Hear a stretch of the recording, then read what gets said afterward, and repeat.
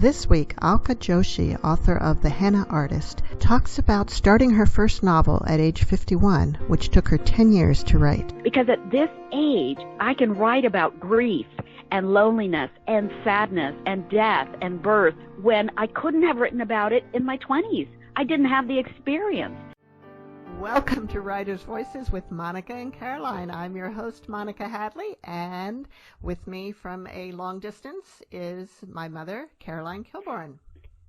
Yes, and we had snow a week ago or so, but now it's looking like spring. The trees are blooming, and there's flowers blooming, and spring's coming. I'm glad to hear that because I am actually heading back to Iowa. I know. It's a little bit, I'm a little nervous about it, but, the traveling during this time. Right. But anyway, I'm doing it because I need to get back home. I've been gone almost 8 weeks, and I feel like things have settled down enough, and I can wear a mask, and there won't be anyone else sitting near me on the plane, and I'll be good. But we have an exciting book today, don't we? I know. Oh gosh, that we were both very enthused about this book. Well, it is. It's called excuse me, The Henna Artist, and is that what it's called? Yeah. Yes. Yeah. And not only did I not know what that was, but I was not familiar with the culture of India, which is where it's set, and this book is just. The way she presented it, because anyway, I got to tell you about the author. Yes, please do. I go. Yeah, Alka Joshi, and she is a graduate of Stanford University and received her MFA from the California College of the Arts. She has worked as an advertising copywriter, a marketing consultant, and illustrator. She was born in India, and her family came to the United States when she was 9. And she now lives in California, Monterey, Pennsylvania, with her husband and 2 misbehaving pups. Okay. Okay. So, I believe, Alka, that you said it took you 10 years to write this book? Yes. It took me 10 years. And, if you had said to me, first of all, when I was 20 or 30 or 40, one day you're going to write a novel, I would have said, you're just dreaming. And when I actually sat down to write it, if you had told me it would take you 10 years to finish this novel, I would have said, you're dreaming. But guess what? Nobody was dreaming about any of that. Even my mentor in my MFA program, Anita Amirazvani, when I asked her how long it took her to write the book that I absolutely loved, called The Blood of Flowers, which I loved so much that I followed her to the CCA MFA program. When she told me that it took her 9 years to finish the first book, I remember thinking to myself, oh, well, that was just her experience. It's not going to be my experience. I'm going to be so much faster. There's no way. And you know what? It just takes as long as it takes because, it's like with anything else that you want to get really good at. You have to put in the time. You have to put in the effort that it takes to do something over and over and over, right? I'm sure that the two of you, Monica and Caroline, I'm sure that you have something that you love to do that you're passionate about. Maybe it's sewing, maybe it's gardening, whatever it is. It takes hours, right, to get better at it. Well, that's true. Even doing the show, when we first started in 2006, and we were doing a live show at that point. Now we're recording, but we were doing a live show at KRUU, which was a local community radio station. And I would write out all the questions ahead of time. I'd send them to the authors of potential questions that we were going to ask. Mom was it was a little easier for her because she had done radio interviews for how many years already at that point? Oh, gosh, since 73, something like that. Yeah. Wow. Yeah. So she had been doing it for a while, but for me it was all new. And now it's really a lot easier, isn't it? At least for me it is. Yeah. Well, right. And also, authors like to tell us about their book and everything and how they wrote it, and they really get going, and it really helps. It helps us. Yeah. And, ladies, one of the things that I think I want people to take heart, your listeners should take heart about, is that I was 51 when I started this project, and now I'm 62. And one of the things that I thought is, well, I'm so old. Like, am I, why am I trying to do this at this stage of my life? Well, you know what? At any stage of your life, you can reinvent yourself. So now I feel like I've reinvented myself as a novelist. It may have taken me 10 years, but it was worth the trip. And I'm so glad I did it at this age, because at this age, I can write about grief and loneliness and sadness and death and birth when I couldn't have written about it in my 20s. I didn't have the experience. And all of your listeners, and all of your listeners with this kind of experience can actually, they have experiences that they've accumulated. They have these things that have happened to them in their lives that they can talk about, which, you can't talk about when you're just 20 and just starting out in life. Mm-hmm. Once you've lived through it, then you can write about it. That's right.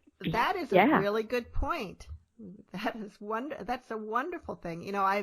I've been writing myself off and on over the years, but always other things got in the way, and I keep thinking I'll get back to it someday. And it's good to know that maybe I'm not too old to do that. I didn't think that I was. Yeah. But you're a wonderful, wonderful example. What were you doing in earlier iterations of yourself? Well, let's see. I started off, I was an auditor in my early years. Okay. I'm an accountant. Really. I'm an accountant, so there you go. There you go. And then I thought, I've always been an artist. I've always been drawing or painting. Let me go into something more creative. And so I finally decided, okay, I think what I'm going to do is go into advertising, because that satisfies a lot of my needs. I get to be creative. I get to also learn about advertising, about doing commercials, about doing radio ads. And I was always fascinated as an immigrant kid growing up, by the way, in Iowa. Seriously? Where in Iowa? Yeah. We were in Ames because my father was getting his doctorate at Iowa State University. Wow. Oh, my goodness. Yeah. And so, as a kid growing up as an immigrant, I was fascinated by commercials because it's the best way for an immigrant to learn about the culture of their new country, right? You learn idioms. You learn what is trendy. You learn, what people are wearing and what they're saying. And so I just absorbed all of that. And so did my brothers. We just absorbed advertising like crazy. So I just thought, you know what? I think what I want to do is advertising. So I put together a portfolio. I went out to the biggest ad agencies in San Francisco because I knew I wanted to work on really big accounts. I wanted to work in TV. And the only way you can work on big TV accounts is to go to a big city and work at the big agencies. So I went around, and a portfolio piece that I sent out ahead of time said, it was an appeal, supposedly, from my older brother, and it said, please interview my sister. She wants a job in advertising, but she has forgotten to get married and have children, and so we need for her to get busy with something. So please interview her. And you would not believe it. Out of the 6 portfolio interview requests that I sent out, I got 4 interviews. Oh, for heaven's sake. People were like, who is this crazy chick? So I got a job with McCann Erickson finally. And so I started doing advertising, and I loved doing radio commercials and TV commercials because that's when I really got to have a voice. And what I was really doing is writing mini stories that only lasted a minute, stories that only lasted 20 seconds. But I learned how to do a very short form of creating an atmosphere and a scene in a short period of time. So I took that information and I started my own agency. And I thought, you know what? I know enough people in the business now that I could just hire freelancers, but I'll be the creative director. I'll be actually coming up with ideas and working with my team to make these things happen. So that's what I was doing. I had been running my agency for 20 years at the time that I enrolled in my first, in the MFA program for creative writing in San Francisco. Oh. Now, you mentioned that you had a mentor whose book drew you to that program, but why did you think that you needed to go to an MFA program in order to write this book? That's an excellent question, because a lot of people don't actually need to go through an MFA program. But the year was in 2008. And do you remember what happened in 2008? Remember what was happening with the economy? Yes, I do. It was not as bad as what's happening right now. Yes, that's right. That's right. But yeah, everything changed. Everything changed. The mortgage industry just totally brought everything down. And so my phone stopped ringing in my business.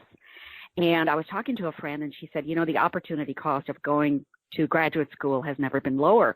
So I was thinking about that, and I thought, yeah, you know what? I could just enroll in a program, and I wanted the intensity of a 2-year program where I did nothing but focus on the writing, nothing. And I think that is what the MFA program allows you to do. You are immersed in writing, in reading about writing, in actually learning about crafts that are related, like poetry, like essays. And you're talking about writing all the time with your classmates, with your teachers. So it is just a way to immerse yourself in that world and be very intense for 2 years. And that is where I started writing the Henna Artist. That became my thesis. Now, during that time also, a fantastic thing happened. My mother was living with my husband and me. She had some health issues. And so we found a place where she had a garden apartment. She lived below us, and then we lived upstairs. And at the same time, my younger brother bought a condo in Japur. And so Mom was feeling nostalgic. She wanted to reconnect with her old friends, with her girlhood. So I would take her, I would chaperone her back to Japur. She might spend 3 months there. I would spend a month there. I would come back, and then my younger brother would maybe go and get her towards the end of her trip. I did that 4 times during that 2-year period that I was in my MFA program, because as you know, when you're in college, you get these long breaks in between sessions. Mm-hmm. And I got to spend time with my mom in a way that I hadn't before. And maybe you two, being a mother-daughter team, kind of understand this. But at some point, you stop looking at your mom as just a mother, and you start seeing her as a person, as an individual, as somebody with their own desires and their own ideas about maybe what they wanted to be. And I started seeing that about my mom. And we talked a lot during those periods that we were together in India. And so I wrote major scenes while I was with her in India. I was in that environment. I was smelling the fragrances. I was eating the food. I was talking to the people there, everything from shopkeepers to the principals of schools. And so the scenes came alive for me during that time. I would read them to my mom, and my mom said, "Honey, this is really good. Keep going." So, now, before that, had you been to India much before this time with your mother? You know, I had been back a couple of times, and my parents were very, I think, very different from other immigrant parents who may go back to their homeland maybe every couple of years or maybe every year. I heard about Indian families that go back every year. Now, I didn't live in that kind of a family. Both my parents were very progressive in the sense that once we got here to America, they really felt that assimilation was the key to our new country. And so they encouraged us to do everything American, to talk in English all the time, even at home. They encouraged us to go to different religious orders that, like, our friends would attend. So, you know, our friends would say, "Hey, let's go to the synagogue. Hey, you know, can you join us, my family, for church, Catholic church this coming Sunday?" So, you know, they helped us to just explore our new world in a way that I think maybe a lot of families don't because they're afraid that they might lose their traditional values. Right. But my parents didn't feel like that. Well, how fortunate for you that they Yeah. had the opportunity to do that. Yeah, and you know, growing up in Iowa, I think was really interesting for that because, you know, back in 1967 when we first arrived in Ames, people hadn't seen, the people who lived there had not seen a lot of Indians like us, right? Mm-hmm. And so it behooved us to really acclimate ourselves to that culture than for them to acclimate themselves to our culture, right? I mean, it really is, I think, it was very important for us to learn how to be Americans. And I think Iowa was a great starting point for that. And then my father got his first job in St. Louis, Missouri. So we lived there for a year. And then we lived in Kansas City, Kansas. And that was when my brothers and I all went to middle school, high school, and then we went off to different places for college after that.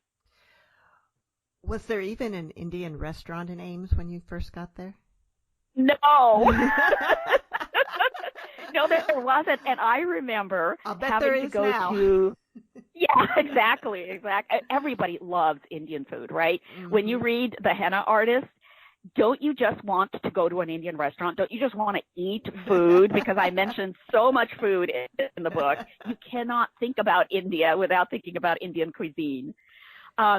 And so what would happen is, okay, when we first got here, my mother, even though she had learned English in India and she knew how to read English, she didn't speak a lot of English. And so she would take me along when she went grocery shopping, and she would say, okay, ask them for cilantro. And, our Indian names are things like ask for podina, ask for dhania, ask for mirch. And so I would have to translate these words into English for the shopkeepers. And it was so hard to find so many of these ingredients because they weren't even available. And so my mom had to improvise a lot because we still ate a lot of Indian food at home. And, of course, it would be easier to find those things now. Yes, turmeric, much easier. For example, not too hard to find turmeric now, but probably not in 1967. No. Yeah. But, all of those spices now are being recognized in the West as being so helpful to people's health. My father, to this day, every night before he goes to bed, he will mix some turmeric in milk and drink it because it's really good for joint pain. It's really good for digestion. And a lot of the foods that we cook with the spices are really good for your digestion, just for your overall health. And don't you feel that everyone around the country now sort of recognizes the benefits of cumin, let's say, and eating more onion, garlic, fenugreek and turmeric. And, we have this thing called garam masala, which is actually a combination of 3 or 4 different spices that, you just add a little bit of flavor to the food. And boy, it just tastes so fantastic. Well, yes, and of course, Ayurvedic medicine, Ayurvedic healing things that are a lot. I mean, the Henna Artist, your character Lakshmi, knows all these traditional herbal remedies for things that, you're right, are becoming much more well known now, particularly in Fairfield, Iowa, which is where I live when I'm not in Texas, which is the home of the Maharishi International University and Maharishi Ayurvedic Products, MAPI. So it's, I have a friend who carries a churna around with him to put on every meal, to put on every dish, because it has the 6 tastes. All 6 tastes are combined in this churna. Oh, how wonderful. So, yeah, it's very familiar to me. And your characters certainly drink a lot of chai. Yes. Which I because love. Once again, and once again, chai is infused with so many spices. There's cardamom, which is very calming. It's a very calming spice. And, as you know, it comes from a little seed, and the seed is either ground and put into the chai, or you can put whole cardamom seeds in chai. Then also there's cinnamon. So the entire cinnamon bark can go into a pot of chai. Then also there's black pepper, which is really good for your sinuses and just your respiratory area. And then the very last thing that a lot of people add is a little bit of ginger, which is good for your stomach.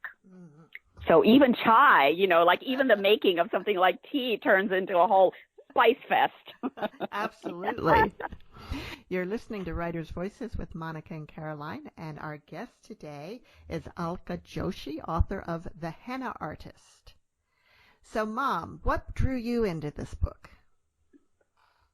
Well, what I open the book and I'm thinking, gosh, I bet there's going to be some names I won't know how to pronounce. But the thing is, she has a glossary of the people in order of appearance in the book, and who they are and what they have to do with the story in some cases, which helped tremendously. And then in the back, that's in the front, and then in the back she has, oh gosh, where can I find it? Glossary of all these names of things. So, I mean, it made it so much easier to read and so much more interesting. And I just, oh gosh, I can't tell you how much I enjoyed this book. Well, first of all, of course, it was a page turner, but that's why I went to start to read it again, because I kind of forgotten about the first part. And can I tell you, Caroline, this is so interesting because, what I did was I wanted to imagine a life for my mother had she not had an arranged marriage, or if she had had an arranged marriage, how she might have fared if she had abandoned that arranged marriage and gone off and done something completely different. Well, what would she have done? Oh, she's so creative. She's so talented and artistic. She could have been a henna artist. Okay, well then how would she have convinced people to hire her? How would she have gotten inside these homes? And so, as I imagined all these things, what I was really imagining was my mother, who did have an arranged marriage. My parents were arranged in 1955 in India, which is when the novel starts taking place. And these two people come together. But in my book, this is where writers get to take a lot of creative license, right? My father was not abusive towards my mother, but I had to figure out some way to get the main character, Lakshmi, away from this marriage. And so I made her husband abusive. Well, he's abusive, and she has to figure out some way to get out of that situation. How is she going to do it? How is she going to run away from this small village and go up into the big city? So I think that is what you're alluding to when you say it's kind of a page turner, because you're like, well, how, where's she going to go next? And what's going to happen next? And as we start the novel, Lakshmi is 30 years old. She's been at this now for 13 years as a very prized henna artist. She is about to build her first house. This has been a big dream of hers. And she's going to ask her parents to come live with her to make up for the fact that she deserted this marriage 13 years ago. Well, who should show up at her door but this terrible husband? And he says, oh, I finally found you. Hey, and by the way, I have brought with me a sister you didn't even know you had. She's 13 years old, and she is ripe for the taking. And, she needs to learn a few things. So why don't you take her in hand? And so now suddenly Lakshmi, who felt like she was on the cusp of her greatest success, is burdened with two parts of her family that she hadn't even imagined she'd be a part of, and also that she doesn't want to take care of. But because she is resourceful and because she's intelligent, she figures out some way that she can deal with both of these new intruders into her life. But the fact that she has so much empathy for people, too, makes her realize that this young woman, that didn't know, she's lost her parents because both of them died, and so she felt alone. And then, gosh, I got an older sister, so then she could, I mean, it's amazing. He really is. And that her husband, well, I'm not gonna be a spoiler because, but I thought he was an interesting character too. Yeah, and he has a interesting trajectory throughout the novel too.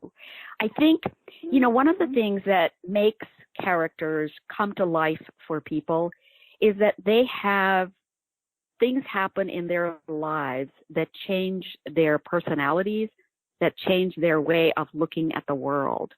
It sort of follows our patterns, our real life patterns.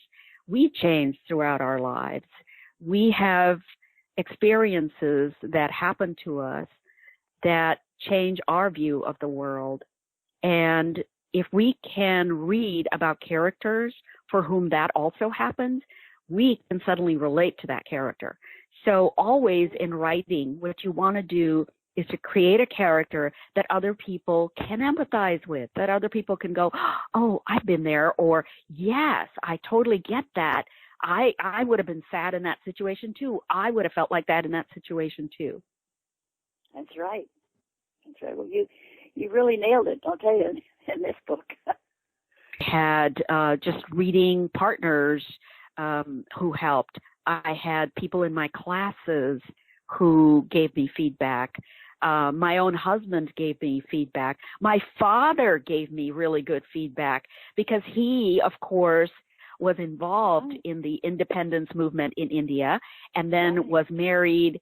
And then, he and my mom were there post-independence. He was one of the people who responded to Prime Minister Nehru's call for young men to become engineers and to help rebuild India. So you see, I had firsthand knowledge of what that era must have felt like, what that must have felt like for all of the people who were living there. So Dad gave me a lot of fabulous information and firsthand information on the Maharaja, the Maharani, so many of the people that he had known while he was there. So writing is, I was just going to finish by saying writing is a collaborative effort, and that so many people have helped me round these characters out so that they became whole characters with multidimensional personalities.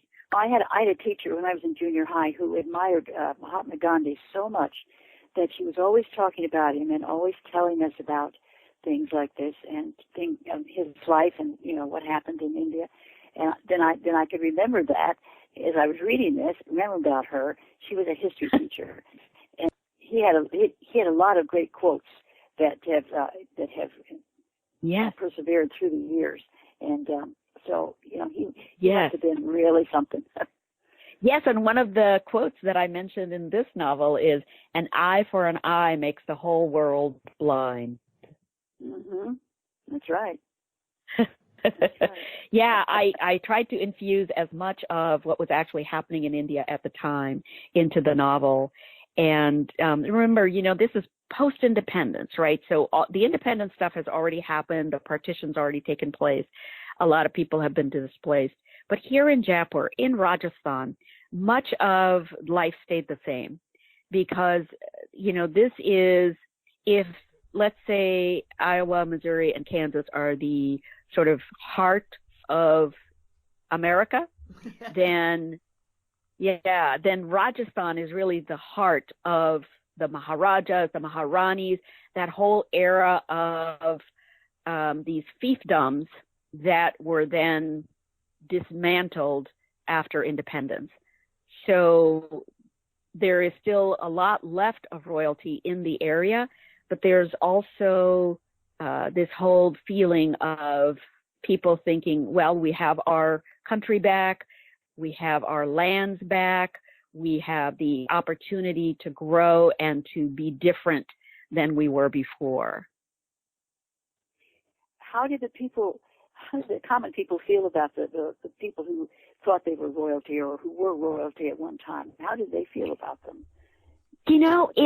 I think that they're of two minds about it. And I think it's similar to how Britain feels about their royalty. On the one hand, you're really proud that there is this royal person who represents you. They are beautiful. They are finely attired. They are well fed. They represent your area well. But on the other hand, you sort of resent the fact that maybe they have their wealth on the backs of the people who are actually laboring and the area as fertile as it is. So I think they're of two minds about it. Alka, did your mother know that she was the inspiration for Lakshmi in your novel? Yes, she did. Yes, she did. And, so during that time that she and I were going back and forth to Jaipur, I told her, I said, Mom, I'm writing this thing about you. I'm sort of imagining what your life could have been like if you, before the kids came, if you just sort of ran away. And she said, well, this is not really me, Alka. And I said, I know, but I said, I'm a writer. I get to imagine things. But Lakshmi in the novel, she looks just like my mother. So my mother had green eyes. My mother had this beautiful hair and this really creamy skin. And even in her later years, like let's say when she was, I think 65, 70, like when I was going back with her and she was in her 70s, when we would go back, people would talk over her in Hindi to other people saying, oh, where's this lady from? Is she from Canada? Is she from America? And Mom would be standing right there and say, hey, I'm Indian too. She would start speaking in Hindi because she didn't look very Indian. And so I have inherited a lot of her look. And so I am constantly being asked, what am I? Am I Brazilian? Am I Italian? Am I Greek? Yeah, all the time. Do you know where that coloring and the eye coloring, came from? Oh, the passage that you want me to read is going to explain a little bit about that. Well, why don't we do that now? Yeah, good idea. Okay, excellent. I'm going to start first with the feeling about independence at the time. So this is from chapter 1. Jaipur, state of Rajasthan, India, November 15, 1955. Independence changed everything. Independence changed nothing. 8 years after the British left, we now had free government schools, running water, and paved roads. But Jaipur still felt the same to me as it had 10 years ago, the first time I stepped foot on its dusty soil. On our way to our first appointment of the morning, Malik and I nearly collided with a man carrying cement bags on his head when a bicycle cut between us. The cyclist, hugging a 6-foot ladder under his arm, caused a horse carriage to sideswipe a pig, who ran squealing into a narrow alley. At one point, we stepped aside and waited for a rock band hijras to pass. The sari-clad, lipstick-wearing men were singing and dancing in front of a house to bless the birth of a baby boy. So accustomed were we to the odors of the city, cow dung, cooking fires, coconut hair oil, sandalwood incense, and urine, that we barely noticed them. What independence had changed was our people. You could see it in the way they stood, chests puffed, as if they could finally allow themselves to breathe. You saw it in the way they walked, purposefully, pridefully to their temples, the way they haggled, more boldly than before, with the vendors in the bazaar. Okay, now I'm going to skip to, so this is Lakshmi and Malik, who are just starting off their day, their regular day of a series of Henna appointments. And now they are coming to Parvati's house. Parvati is one of Lakshmi's biggest benefactors and her very first client in Jaipur from 13 years ago. And Malik is Malik is her sort of little boy servant. He carries a lot of her supplies. He haggles with suppliers on her behalf. He's just a really innovative and ingenious kid. Yes, he is. Okay, so here she is in Parvati's grand estate. She has come to do Parvati's henna, and here she is thinking while she's doing her henna. Before I came to Jaipur, my ladies relied on women of the Shudra caste to henna their hands and feet. But the low-caste Shudra women painted what their mothers had before them. Simple dots, dashes, triangles, just enough to earn their meager income. My patterns were far more intricate. They told stories of the women I served.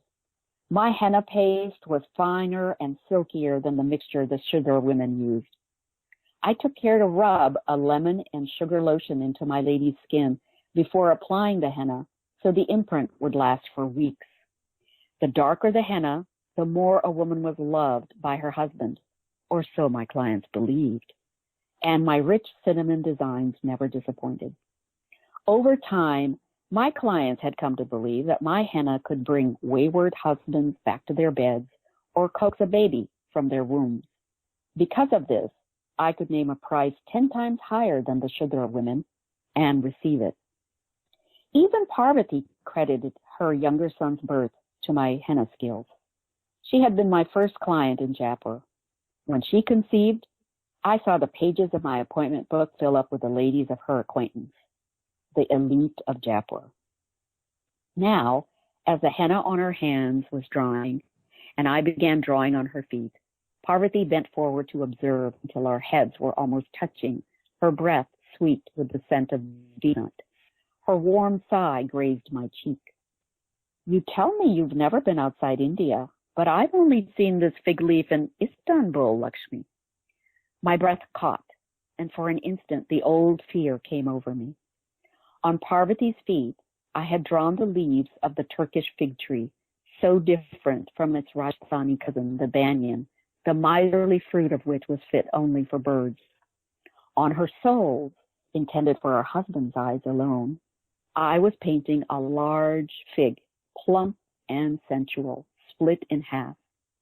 I smiled as I met her eyes and pressed her shoulder back gently into the cushions of the divan. Arching a brow, I said, "Is that what your husband will notice, that the figs are Turkish?"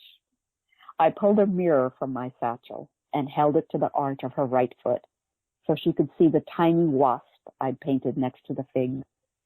Your husband surely knows that every fig requires a special wasp to fertilize the flower deep inside.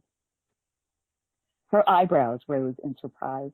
Her lips, stained a deep plum, parted. She laughed, a lusty roar that shook the divan. Parvati was a handsome woman with shapely eyes and a generous mouth, the top lip plumper than the bottom. Her jewel-colored saris, like the fuchsia silk she wore today, brightened her complexion. She wiped the corners of her eyes with the end of her sari. "Shabash, Lakshmi," she said. "Always on the days you've done my henna, Samir can't stay away from my bed." Her voice carried the hint of an afternoon spent on cool cotton sheets, her husband's thighs warm against hers. With an effort, I banished the image from my mind. "As it should be," I murmured, before resuming my work on her arch, a sensitive spot on most women. She chuckled. "So the Turkish fig leaves remain a mystery, as do your blue eyes and fair skin." In the 10 years I'd been serving her, Parvati had not let this matter rest. India was a land of coal-black irises. Blue eyes demanded an explanation. Did I have a sordid past, a European father, or even worse, an Anglo-Indian mother? I was 30 years old, born during British rule, and used to aspersions being cast on my parentage.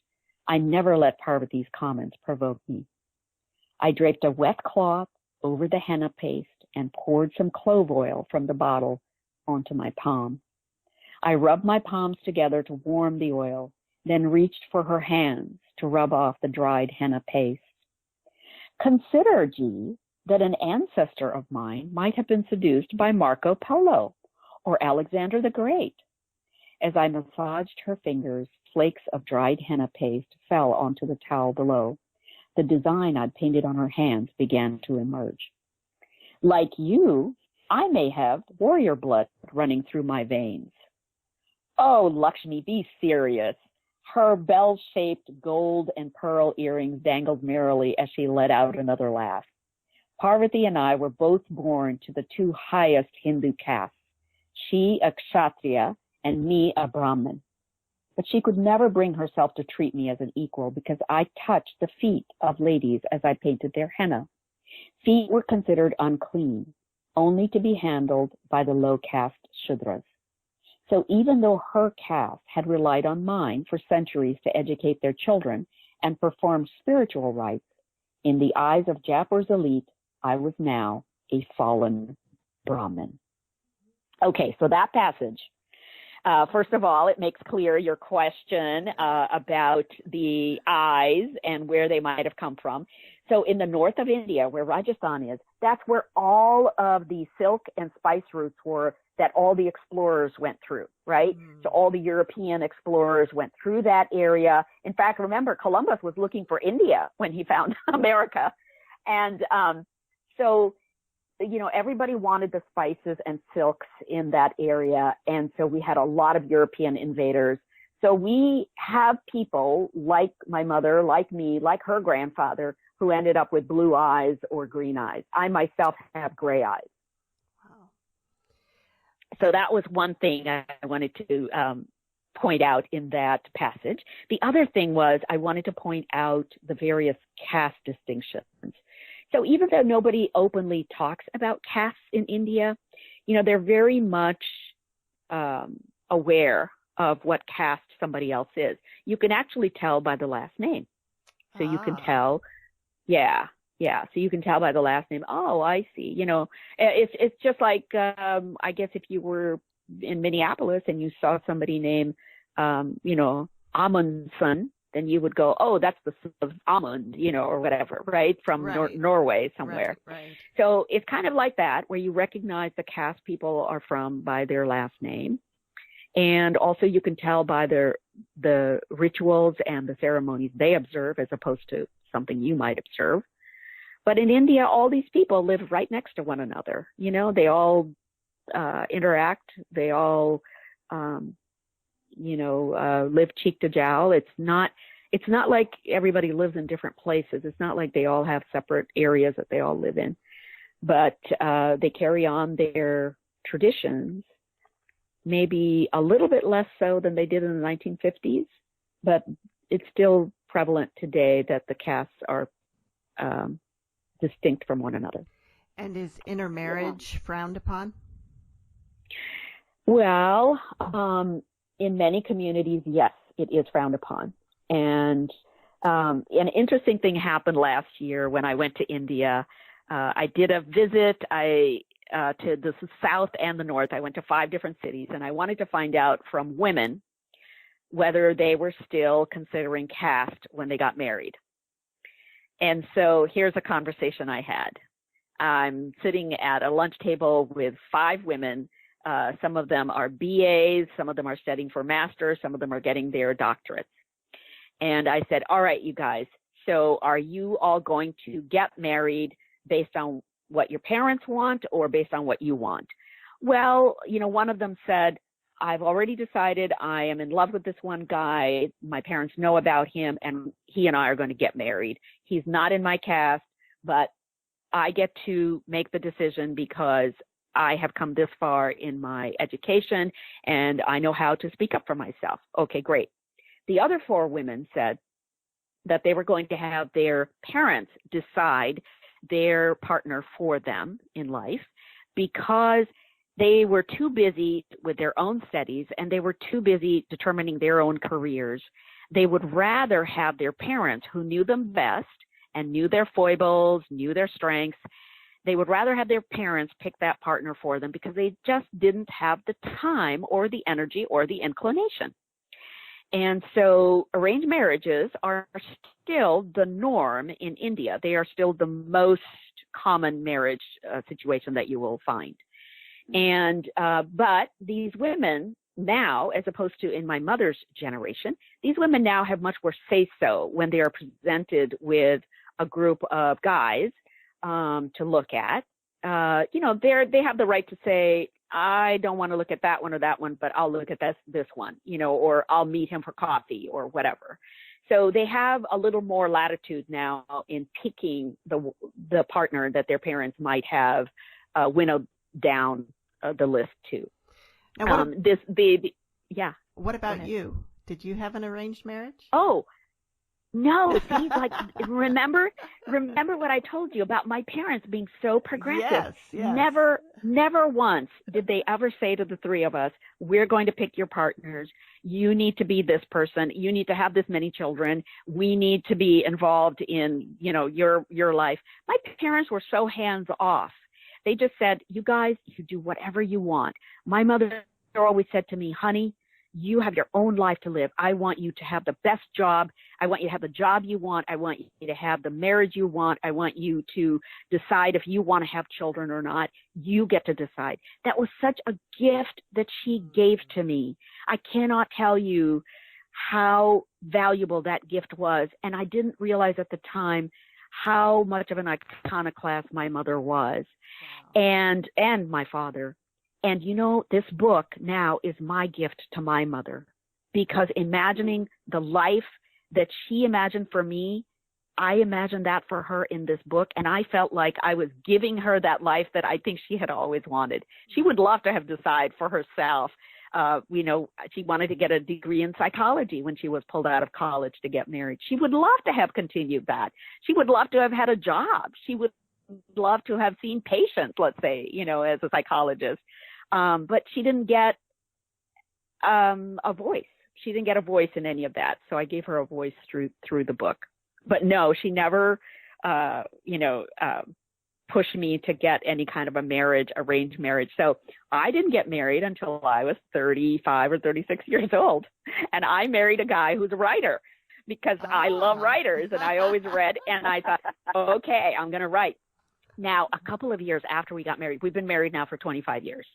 A couple of years after we got married, my husband said to me, honey, I think the reason you married me is because you really want to be a writer. I said, oh, no, not me. Oh, no. I don't want to be a writer. And he goes, you know what? Why don't you take some writing classes? Why don't you, try your hand at it, see if you like it. And I really liked it a lot. When I finally took him up on it, I liked it so much. And I thought, okay, he saw the real me before I saw the real me. Wow. Now, you took 10 years to write the book. Did the story change much over that time, or did you know from the beginning where you were going with it? I think I knew from the beginning where I was going to go with it. I knew that Lakshmi had a journey to go through. I knew that she needed to also forgive herself for everything that she had compromised in order to live this far more independent life. I also knew that she didn't want to have children, because I think this is where I put myself in her place, right? I knew that in order to have her journey, she could not be hampered by a child. She needed to go through this alone. And so I wanted to have that be a part of her.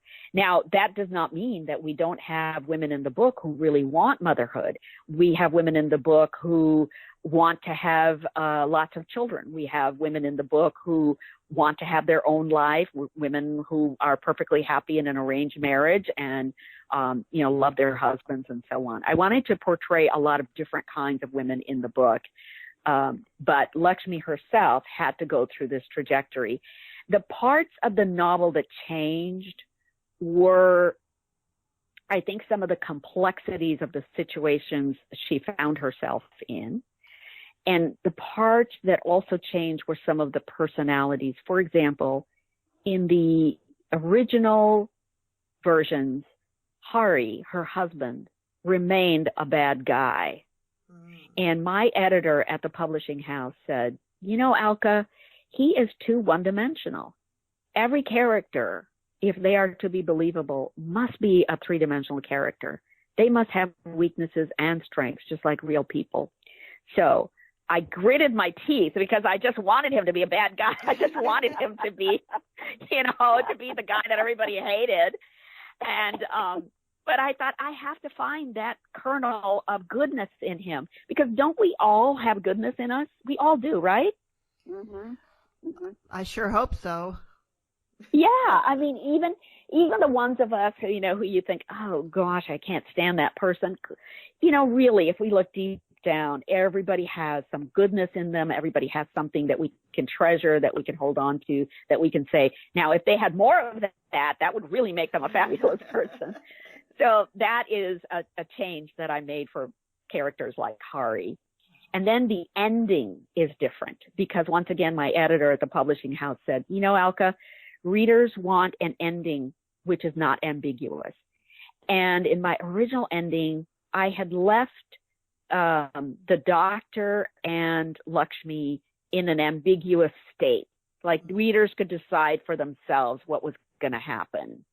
But in the final ending, and I don't want to give too much away, my editor said, give them some hope. Give your readers some hope, please. So I gave them some hope. Caroline, did you feel like there was hope in the end for Lakshmi? Yes, I did. And I had a quote here from Gandhi about that speaks to that, about people. He says, humanity is an ocean. If a few drops of the ocean are dirty, the ocean does not become dirty. Oh, that's so good. Yeah, so that people can have bad things about them. Let's face it, nobody's perfect. Right. I've got a friend who says, I'm a nobody because nobody's perfect. And,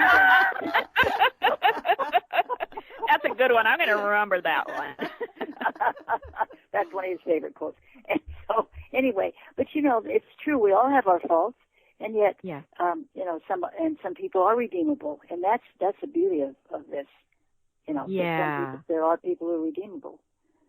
Thank God. God. Yeah.